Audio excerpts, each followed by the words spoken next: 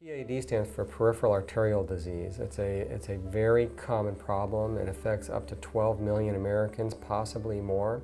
And the interesting thing about PAD is that it shows itself in about half of the patients that it affects. In other words, you may not know that you have it.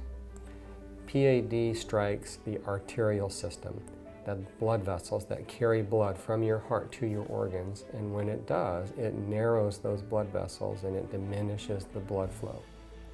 When you have poor blood flow to whatever tissue that might be, it causes problems. If it's poor blood flow to the heart, it can cause a heart attack. If it's poor blood flow to the head, it can cause stroke. And if it's poor blood flow to the limbs, it causes pain in the limbs, cramping, restless legs. It can cause wounds that don't heal. It can cause redness and swelling. And it's one of those things that if you leave it and you don't treat it and you let it progress, it can lead to amputation. If you get an amputation because you have PAD, your life expectancy is worse than if you had breast cancer or lymphoma. So PAD is no joke. It's nothing to ignore. Our physicians and our practitioners are experts in recognizing, diagnosing, and treating PAD.